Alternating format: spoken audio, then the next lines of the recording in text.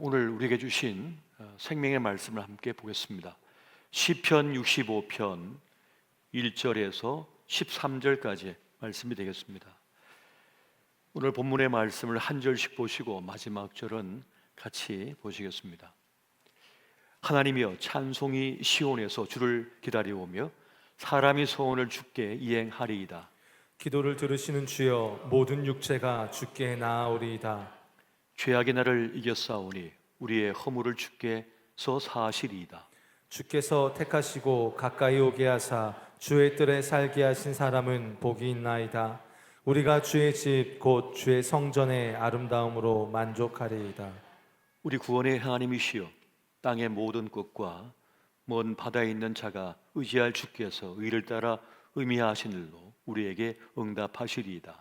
주는 주의 힘으로 산을 세우시며 권능으로 띠를 띠시며 바다의 설렘과 물결의 흔들림과 만민의 소요까지 진정하시나이다. 땅 끝에 사는 자가 주의 징조를 두려워하나이다. 주께서 아침 되는 것과 저녁 되는 것을 즐거워하게 하시며 땅을 돌보사 물을 대어 심히 윤택하게 하시며 하나님의 강에 물이 가득하게 하시고 이같이 땅을 예비하신 후에 그들에게 곡식을 주시나이다. 주께서 밭고랑에 물을 넉넉히 대사 그 이랑을 평평하게 하시며 또 담비로 부드럽게 하시고 그 싹에 복을 주시나이다. 주의 은택으로 한 해를 관시우시니 주의 길에는 기름 방울이 떨어지며 들의 초장에도 떨어지니 작은 산들이 기쁨으로 띠를 띠었나이다. 다 같이 초장은 양떼로 옷 입었고 골짜기는 곡식으로 덮였으며 그들이 다 즐거이 외치고 또 노래하나이다. 아멘. 오늘은 시편의 노래 65번째 시간으로 하나님의 은혜라고 하는 제목의 말씀을 함께 나누고자 합니다. 은혜라고 하는 이 말은 자격 없는 자에게 베풀어 주시는 하나님의 사랑인 것입니다. 하나님의 은혜가 우리에게 개입하여 들어올 때 복잡했던 문제가 단번에 정리가 됩니다. 압도적인 하나님의 은혜로서 그걸 해결해 버리는 거죠. 또 하나님의 은혜는 모든 헛됨에서 헛수고에서 우리를 건져내 버립니다. 그래서 우리의 수고가 헛됨이 되지 않도록 돌보시는 그 역사를 행하여 주시는 겁니다. 또한 하나님의 은혜는 세상의 악함에서 우리를 구원하여 내십니다. 우리는 이 세상의 악함에 대하여 어찌할 수가 없습니다. 이길 수가 없는 거예요. 하나님의 구원하심이 임하는 것입니다. 창세기에 보면 노아의 홍수의 사건이 있습니다. 노아 홍수에 보면 모든 생명이 심판당하여 멸망할 때 노아와 그 가족은 구원을 받습니다. 그때 하나님께서 하신 말씀이 하나님의 은혜가 임했다고 말씀하는 겁니다. 창세기 6장 6절에서 8절까지 말씀을 우리 같이 한번 보겠습니다. 시작. 땅 위에 사람 지으셨음을 한탄하사 마음에 근심하시고 이르시되 내가 창조한 사람을 내가 지면에서 쓸어버리되 사람으로부터 가축과 기른 것과 공중의 새까지 그리하리니 이는 내가 그것들을 지었음을 한탄함이니라 하시니라. 그러나 노아는 여호와께 은혜를 입었더라. 아멘. 노아는 여호와께 은혜를 입었더라. 은혜의 결과가 멸망에서 근심 맞는 겁니다. 하나님의 은혜가 무엇인지를 분명하게 우리에게 말씀해 주고 있는 겁니다. 이 심판 앞에선 이 인생들 그 멸망에서 건져낼 자가 아무도 없는 거예요. 새들조차도, 물고기조차도, 땅을 달리는 수많은 생명체가 마찬가지입니다. 그런데 오직 하나님의 은혜만이 세상의 절망에서, 세상의 멸망에서 우리를 구원해낼 수 있다는 거죠. 모든 세상의 악함에서 건져내시는 그 역사가 하나님의 은혜로 말미암아 이루어진다는 것을 말씀해 주고 있습니다. 그 큰 하나님의 은혜 속에서 오늘 저는 이 시편 65편에서 말하고 있는 하나님의 그 크신 은혜 가운데 두 가지를 한번 나누고 싶습니다. 그 첫 번째는 받아들여짐의 은혜라고 하는 것입니다. 오늘 본문의 말씀 4절에 보면 이렇게 말씀하죠. 주께서 택하시고 가까이 오게 하사 주의 뜰에 살게 하신 사람은 복이 있나이다. 우리가 주의 집 곧 주의 성전의 아름다움으로 만족하리이다. 하나님께서 베푸신 은혜 가운데 큰 은혜는 무엇인가 하면 우리를 받아들여 주시는 것입니다.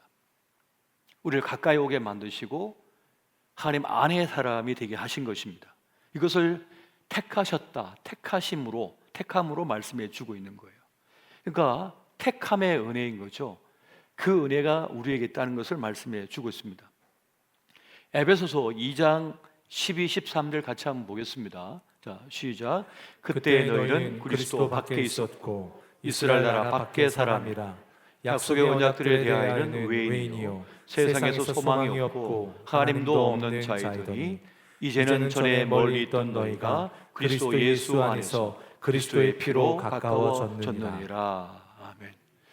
우리가 원래는 하나님 밖의 사람이었대요. 소망이 없던 사람이었답니다. 멸망에 속했던 사람이었답니다. 그런데 이제는 하나님 밖에서 하나님 안의 사람, 구원 안의 사람이 되었다는 것을 말씀합니다. 그것을 택함 받았기 때문이라고 말씀하는 거예요. 하나님 밖의 사람들은 멸망할 수밖에 없는 사람입니다. 그냥 제멋대로 살다가 그냥 끝나는 인생인 거죠. 그럴 수밖에 없는 인생들이었다는 것입니다. 그런데 우리가 하나님을 믿게 된 겁니다.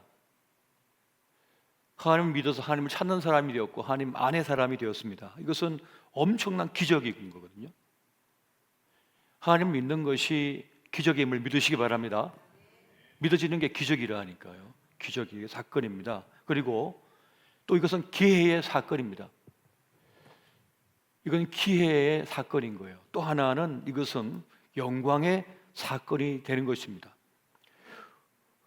헛된 삶에서 벗어나서 온전히 내 삶을 살아낼 사건이 되는 것입니다. 그 택함 받은 것이요, 받아들여짐이 그러한 것이라는 겁니다. 그리고 우리 인생의 영광이 된다는 겁니다. 허무한 삶이 아니라 영광된 삶을 사는 그 자리에 들어선 것입니다. 그래서 우리는 하나님 안에서 제대로 된 인생을 이제 살게 된 겁니다. 그런 기회를 우리가 얻게 된 거예요. 그래서 이것이 영광이라는 거죠. 여러분, 하나님 밖의 인생은 어떤 것일까요? 시편 49편 6절에서 12절 말씀인데요. 우리 한 절씩 보시고 12절은 같이 보겠습니다. 자기의 재물을 의지하고 부유함을 자랑하는 자는 아무도 자기의 형제를 구원하지 못하며 그를 위한 속전을 하나님께 바치지도 못할 것은 그들의 생명을 속량하는 값이 너무 엄청나서 영원히 마련하지 못할 것임이니라. 그가 영원히 살아서 죽음을 보지 않을 것인가. 그러나 그런 지혜 있는 자도 죽고 어리석고 무지한 자도 함께 망하며 그들의 재물은 남에게 남겨두고 떠나는 것을 보게 되리로다.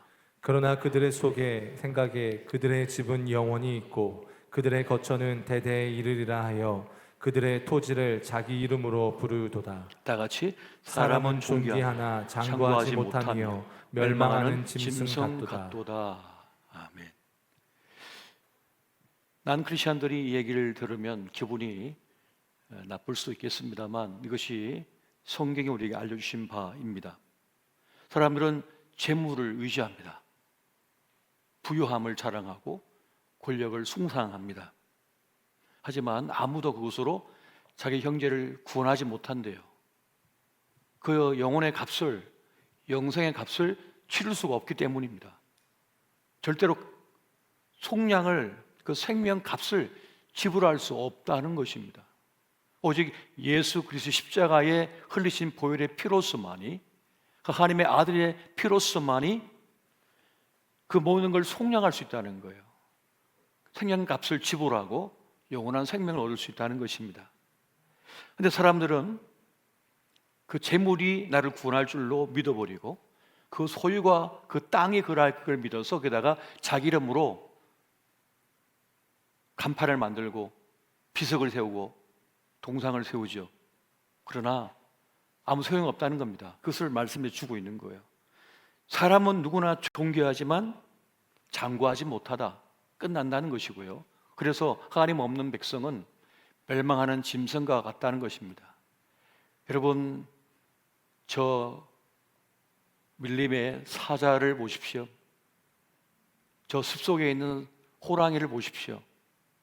곰을 보십시오. 얼마나 강력하고 대단합니까? 그러나 얼마 지나가면 그냥 길바닥에 쓰러져 있어요. 그 시체 속에 구더기가 잔뜩 있죠. 먹이가 되고 있습니다. 그렇게 돼버린다는 거예요. 인생도요. 그렇게 끝나버리는 것이 우리 인생이 될 수밖에 없다는 것입니다. 하나님을 깨닫지도 못하고 알지도 못하며 그 안에 들지 못한 인생이 그렇게 끝나버린다는 거예요. 이것이 무척이나 안타까운 일인 것이죠. 그런데 오늘 우리는 그 은혜로서 택함을 받아 하나님 안의 사람이 되었다는 것입니다. 사도 바울은 이것을 분명하게 말씀해 주고 있는데요. 로마서 1장 1절에 보면 이렇게 말씀합니다. 예수 그리스도의 종 바울은 사도로 부르심을 받아 하나님의 복음을 위하여 택정함을 입었으니, 택함을 받았는데 택함에는 분명한 이유가 있대요. 분명한 이유가 있다고 지금 말씀해 주고 있습니다. 다시 보면 그리스도의 종 바울은 사도로 부르심을 받아 하나님의 복음을 위하여 택정함을 입었으니 라고 말씀합니다. 하나님의 그 십자가의 복음을 위하여 부름을 받았다는 거예요. 사도로 부름을 받았다는 거죠. 그러니까 하나님의 분명한 뜻이 있고 하나님의 의지가 있어서 바울을 택하셨다, 부르셨다라고 말씀해 주고 있는 것입니다. 마찬가지로 우리도 지상 명령을 받았습니다. 우리도 예수 그리스도의 정인된 삶을 살도록, 또 제자를 삼도록 사명을 받았다고 분명히 말씀해 주고 있어요. 그러니까 하나님의 계획과 뜻에 동참하도록 우리는 부름을 받았다는 겁니다. 그러니까 우리의 택정함은, 우리를 향한 부르심에는 하나님의 뜻이 있다는 거예요. 분명한 목적이 있다는 거예요. 의지가 있다고 말씀해 주고 있는 것입니다. 로마서 8장 17절 말씀 같이 한번 보겠습니다. 같이 봅니다. 시작. 자녀이면 또한 상속자, 곧 하나님의 상속자요 그리스도와 함께 한 상속자니, 우리가 그와 함께 영광을 받기 위하여 고난도 함께 받아야 할 것이니라. 아멘. 우리는 택함을 받아서 하나님의 꿈에 동참한 사람들이 되었습니다.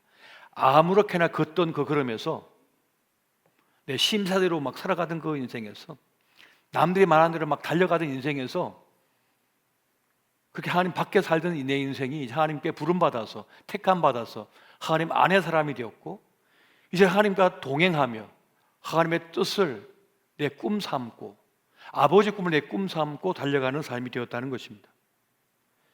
그게 바로 상속자의 모습이라는 거예요. 그래서 오늘 읽었던 말씀 가운데 뭡니까? 우리가 그와 함께 영광을 받기 위하여 고난도 함께 받아야 할 것이니라. 그리스도의 남은 고난에 함께 동참하는 그런 사람이 되었다는 것을 말씀해 주고 있습니다.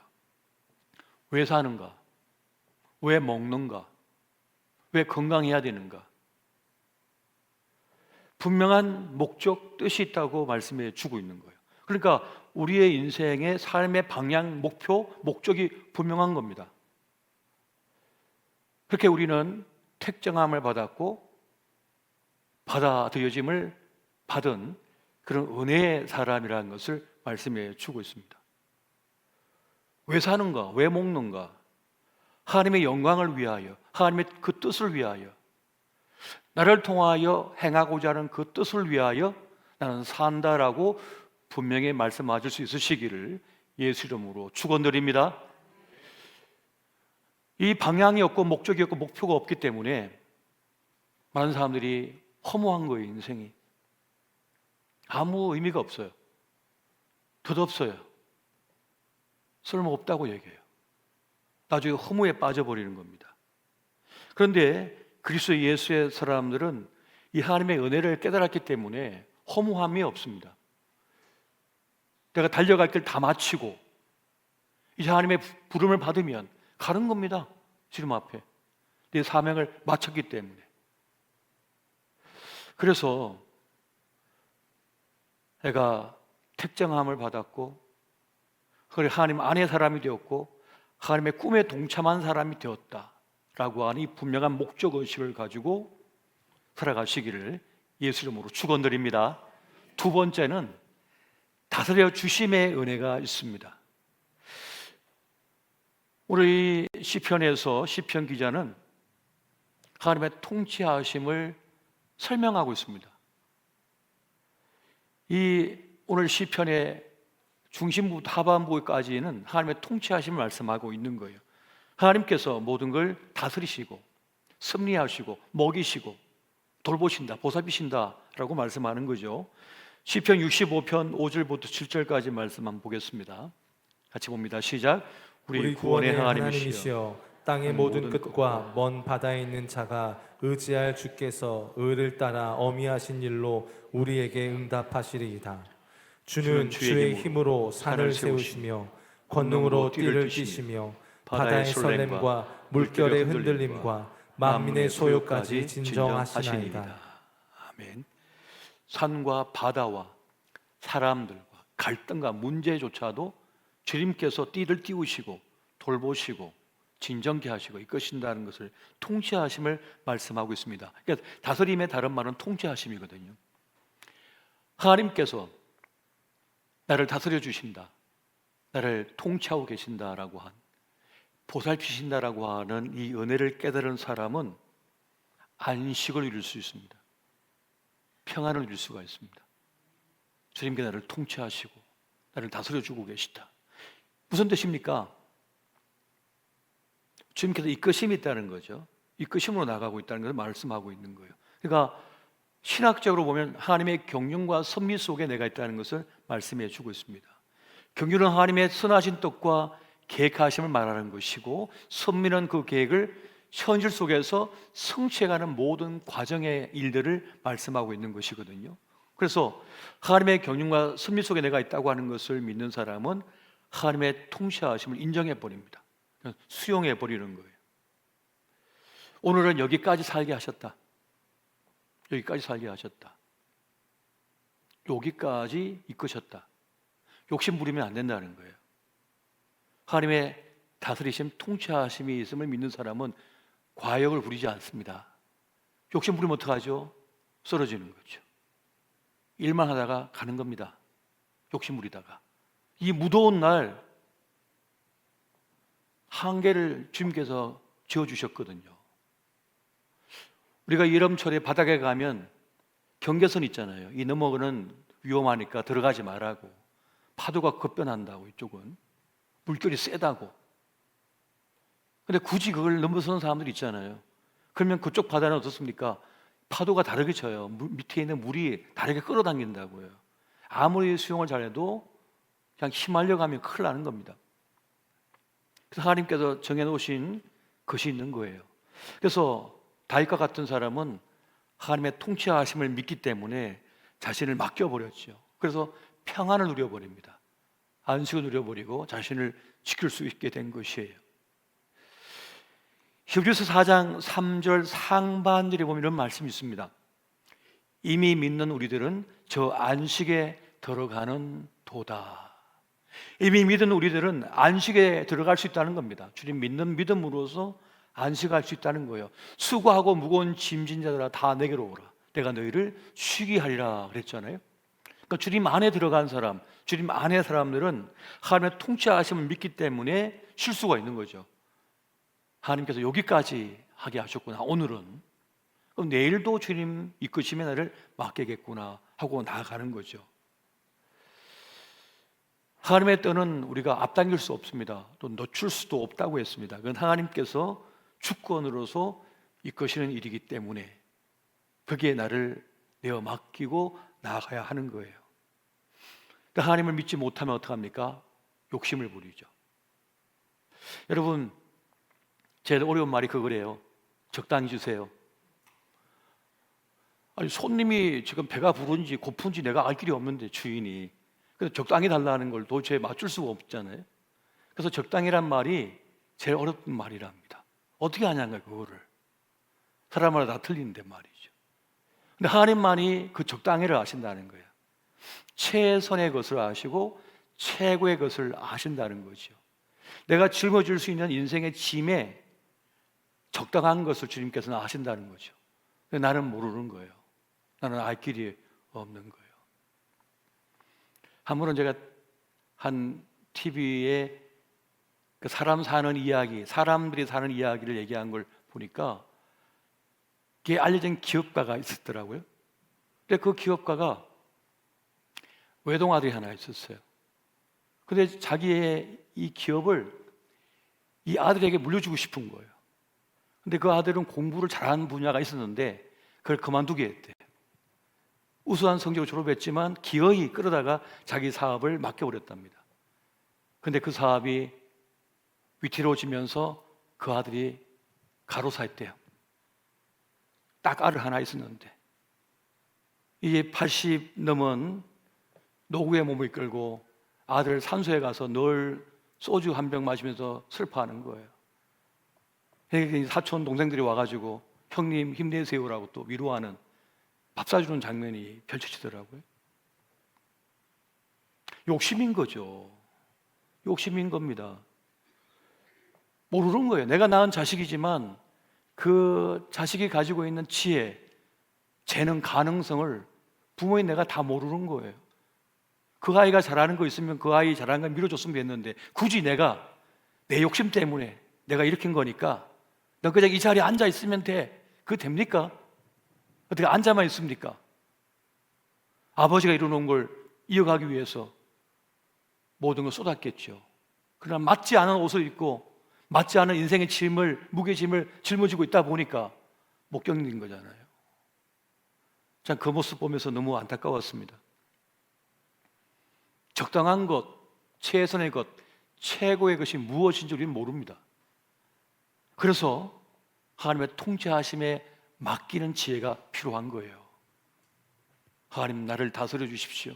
나를 이끌어 주십시오. 사람들은 무엇인가를 예측하기 위하여 엄청난 투자를 합니다. 공을 들입니다. 그래서 어느 정도까지는 거의 예측이 가능해요.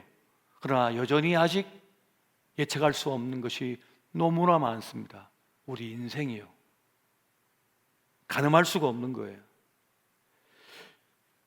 그 똑똑한 사람들이 대한민국의 인구 문제를 해결한다고 그렇게 노력을 이뤘습니다만 지금 이 어려움 속에 인구가 그냥 매달마다 팍팍 줄고 있지 않나요? 둘만 낳아 잘 기르자 하다가 나중에는 둘도 많다, 하나만 낳아 잘 기르자 하다가 지금 아예 안 낳는 시대가 돼버렸잖아요. 세상은 변수가 너무 많습니다. 세상은 고려할 게 너무 많은 거예요. 다 예측할 수가 없는 거예요. 그래서 주님께서는 우리에게 예측의 문제에 대해서 그 영역은 하나님의 영역이라고 말씀하잖아요. 여러분, 전도서 7장 14절 말씀 보겠습니다. 같이 봅니다. 시작. 형통한 날에는 기뻐하고 공고한 날에는 되돌아 보아라. 이 두 가지를 하나님이 병행하게 하사 사람이 그의 장래일을 능히 헤아려 알지 못하게 하셨느니라. 아멘. 사람이 그의 장래일을 능히 헤아려 알지 못하게 하셨느니라. 알지 못한다, 모른다라고 말씀해 주고 있습니다. 다 알아도 안 되죠. 다 알면 못 삽니다, 세상을. 주님은 적당하게 보게 하셨고 적당하게 듣게 하셨고 적당하게 깨닫도록 하셨거든요. 지금 우리는 정보의 홍수 속에 살고 있습니다. 그런데 이러한 때에 우리가 진짜 다시 붙들어야 될 건 뭡니까? 진리의 말씀인 하나님 말씀을 붙들어야 되는 것이죠. 하나님의 말씀을 통하여 모르는 것이 수치가 아님을 깨닫게 됩니다. 몰라도 된다는 것을 깨닫게 됩니다. 세상은 모르면 바보 취급하는데요, 때로는 모르는 게 더 나을 수도 있거든요. 어떤 부분에 대해서는. 특히 장래일에 대하여 능히 헤아리지 못하게 만드셨다고 하나님께서 말씀해 주고 있는 거예요. 그러면 모르면 어떡합니까? 그래서 맡기라는 거죠. 10편 37편 5절 보니까 내 길을 주께 맡기라. 그를 의지하면 그가 이루신다라고 말씀해 주고 있는 거예요. 이건 믿음을 동원해야만 가능한 것이거든요. 큰 믿음을 가져야만 주님을 의지하고 신뢰하며 맡길 수가 있는 거거든요. 그런데 놀랍게도 맡기면 살 수 있는 거랍니다. 주님만이 나를 제대로 아시고 분명히 아시니까요. 그래서 성경은 우리에게 말씀하기를 하나님의 다스리심에 맡기는 것이 최선이라고 말씀해 주고 있습니다. 여러분 믿으시기 바랍니다. 맡기는 것이 최선이래요. 맡기면 안 될 것 같은데 주님은 맡기시래요. 맡기라고 하십니다. 맡겨드릴 때 제대로 된다는 거죠. 제대로 된대요. 맡겨드릴 때 길이 열리고요. 맡겨드릴 때 완성이 됩니다. 제대로 완성이 되는 거예요. 그래서 무엇이든지 속단하지 말고 주의 손에 맡기고 주님을 의지하며 주의 통치하심을 우리는 믿을 수 있어야 됩니다. 다윗은 쫓기는 자였잖아요.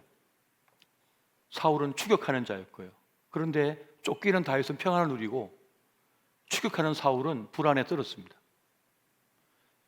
모든 군대가 사울에게 있었습니다. 모든 권력이 사울에게 있었습니다. 모든 정치가 사울을 지지하고 있었습니다. 모든 백성이 사울 손아귀에 있었습니다. 그럼에도 불구하고 전장터에서 쓰러진 것은 사울입니다. 다윗이 아니고요. 무엇이 차이가 났습니까? 다윗에겐 하나님께 나를 맡기고 다스리심을 깨닫고 나를 의지한 그 다윗의 신앙이 있었고, 사울은 모든 걸 가졌지만 하나님이 없었던 거예요. 하나님의 통치하심, 하나님 안에 있지 못하고 하나님 밖의 인생이 되고 말았습니다. 그것이 결정적으로 두려움과 불안과 고통과 실패 속에 그를 던져놓게 만들어버렸습니다. 하나님의 은혜는 우리를 구원하신 은혜인 줄 믿으시기 바랍니다. 여러분 말씀 한번 보겠습니다. 에베소서 2장 8절에서 9절 말씀입니다. 같이 한번 봅니다. 시작.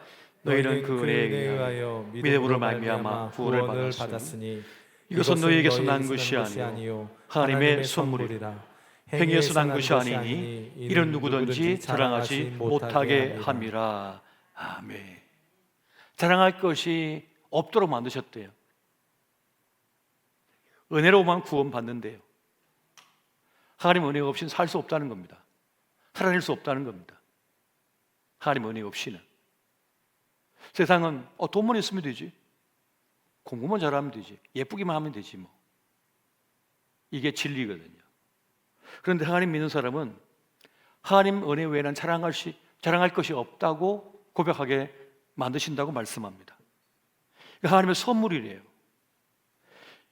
이것은 너희에게서 난 것이 아니라는 거. 구원은 너희에게서 나는 것이 아니고 오직 하나님의 은혜로만 나는 것이다, 되어지는 것이다 라고 말씀해 주고 있는 것입니다. 그래서 우리 그리스도 예수의 사람은 어떤 사람들입니까? 하나님 은혜 안에 사는 사람들인 것입니다. 하나님 안에 사는 사람들인 것이죠. 그 하나님의 다스리심을 믿고 살아가는 사람들인 것입니다. 그래서요, 하나님 안에 살며 하나님의 통치하심, 다스리심을 믿는 사람은 실패해도요 견딜 수 있습니다. 못나도요 견딜 수 있습니다. 구원은 누구에게 있다고요? 하나님께 있음을 믿으니까요. 구원은 나에게서 나오는 것이 아니라고 하는 자기 부인이 있기 때문에 내가 실패하고 깨지고 부서져도요 안 쓰러진다니까요. 그 영혼이 안 파괴돼요. 주여, 저는 죄인입니다. 저는 부족합니다. 연약합니다. 그래서 실패했습니다. 주여, 저에게 구원을 주소서. 이런 마음 자세를 가진 사람은요, 아무리 짓밟히고 버림당하고 쫓겨도요 괜찮다니까요. 구원은 주님께 있다고 믿기 때문에. 그런데 내가 나를 구원해야 돼. 나 예뻐야 돼. 나 공부 잘해야 돼. 나 돈 있어야 돼. 나 반드시 이게 먹어야 돼. 내가 구원을 해야 돼. 이루어야 되니까. 나의 구원은 내 거니까 내가 이루어야 되는 거니까. 그러면 돈이 사라질 때예요. 건물이 사라질 때예요. 그럼 사람이 사라질 때예요. 예쁨이 사라질 때예요. 멍청해질 때예요. 끝나버립니다. 완전히 살아가는 세계가 다르다니까요. 이게 별거 아닌 것 같잖아요. 고난에 던져지는 순간 나타납니다. 완전히 다릅니다.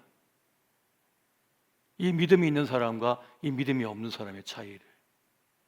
내가 하나님 안에 있으며 구원 안에 있으며 그 구원은 하나님의 은혜로 되는 것이다라고 하는 것을 믿는 사람, 하나님의 다스리심을 의지하고 통치하심을 믿는 사람은 오늘 쓰러졌어도요, 오늘 빈터터리가 됐어도요, 하나님의 이끄심이 있겠지 뭐, 하나님의 인도하심이 있겠지 뭐, 하나님과 만나게 하신 사람이 있겠지 뭐 하고 주님께 넘기고 하나님 바라본다니까요. 그러면 살아내버립니다. 자기를 지켜내버립니다. 이게 어마어마한 생명력인 거예요. 이게 내적인 엄청난 힘이에요. 이걸 가진 사람은 세상에 어찌할 수가 없는 겁니다. 오늘 형장의 예술로 사라지거나 오늘 재난 속에서 내가 사라진다거나 내가 어떠한 일로 인하여 이 세상을 이제 끝낸다 하더라도 하나님의 통치하심, 다스리심, 하나님의 구원 안에 있다고 하는 사람 믿는 사람은 주님 오늘까지입니까? 주님 오늘 저를 부르시니 내가 주님 앞에 나아갑니다 하고 찬송 부르며 나아간다니까요. 주님께. 이 믿음 없으세요? 요즘 몇 년째 믿고 계신데 아직도 이걸 못 믿으시면 어떡합니까? 그래. 우리의 구원은 하나님께 있음을 믿으시기 바랍니다. 우리의 승리도 하나님께 있음을 믿으시기 바랍니다. 나의 생사 여탈권은 주님께 있잖아요. 내가 살고 죽는 것이 주의 손에 있다고 믿어버리는 사람, 이걸 믿는 사람은 오늘 안식을 누립니다. 평안을 누립니다. 내 인생의 기쁨을 누려버립니다. 좀 덜 먹어도 괜찮고요, 좀 덜 가져도 괜찮고요, 좀 뒤처져도 괜찮아요. 주님 나와 함께 계시니 난 이미 성공했다. 만왕의 왕이시고 우주를 창조하신 그 주님께서 내 옆에 계시고 나와 함께 하신다. 이 자체가 이미 승리거든요. 영광이거든요. 내 삶의 영광을 지금 내가 누리고 있는 거예요. 이미 주님과 함께 있으니까요. 그래서 세상 사람들은요, 네가 턱 던져주면요, 이걸 물고 싶어가지고 막 달려가는 거예요. 그걸 던져보면 또 그걸 주워 오겠다고 막 뛰어다니는 거죠. 세상 사람들이 이거야 하라면 그게 막 쫓아가고 저거야 하면 쫓아가는 거죠. 입에 물고 오는 거죠. 사단이가 그냥 그렇게 가지고 노는 거죠, 사람들을. 물론 그것도 좋고 귀한 것이긴 하지만, 그러나 가장 중요한 영광은 내 하나님이시다. 내 하나님께서 내 인생의 면류관이다라고 하는 것을 믿는 사람은 주님으로 만족해버리는 것입니다. 주님으로. 주님이 나와 함께 하시니까 나는 괜찮다. 성경에 말씀하는 믿음의 차원은 생각보다 깊습니다. 성경에 말씀하고 있는 믿음은 생각보다 커요. 그리고 이 인생은 큰 믿음이 없이는 제대로 못 살아냅니다. 하나님 향한 그 믿음으로만 우리는 우리 삶을 제대로 살아낼 수 있게 만듭니다. 오늘 그 믿음으로 나아가시고 하나님 은혜 속에 우리가 있음을 믿고 나아가는 저와 여러분 되시기를 예수 이름으로 축원드립니다.